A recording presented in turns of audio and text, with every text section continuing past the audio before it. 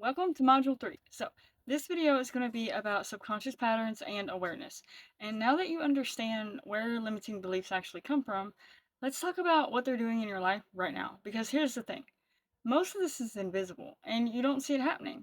You just feel the effects and wonder why you keep ending up in the same place. So, let me show you what to look for. When a limiting belief is running the show, it doesn't announce itself. It disguises itself as logic, as being realistic, or protecting yourself. So here's what it might look like. You finally meet someone who treats you well, and instead of relaxing into it, you're waiting for the other shoe to drop. You pick fights, you test them, you push them away before they can leave, because your nervous system doesn't recognize safety. It only recognizes familiarity. Another example. So perhaps you finally get an opportunity, something that you've been waiting for a while, and suddenly you're flooded with reasons why now is not the right time. You procrastinate, you self sabotage. And it's not because you don't want to do it, it's because your body doesn't feel safe having it. Does that make sense? Okay, so there's another example. You set a boundary, and then immediately feel guilty or anxious like you did something wrong. So you over explain, you backpedal, you apologize for having needs because somewhere along the way, your nervous system learned that boundaries equaled abandonment.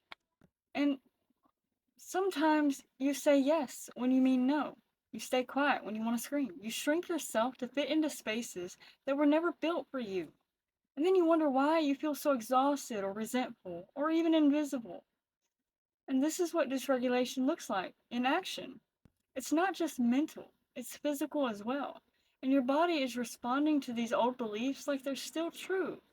So your heart races, your chest tightens, your throat closes, you freeze, you flee, or you fawn.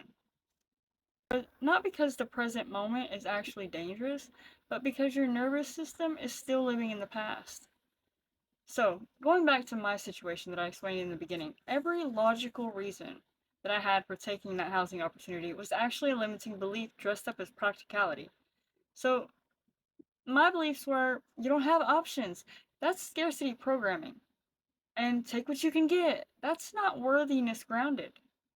And you don't have time to be choosy. That's urgency created by a dysregulated system that doesn't trust life to support it. And if I had acted from that place, I would have walked myself and my family right into a situation that matched the frequency of my fear, not the frequency of what I actually deserved. And that's how this works.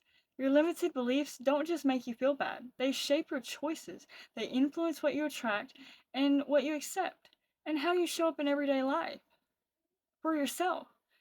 But here's the good news, once you see the pattern, you have power over it.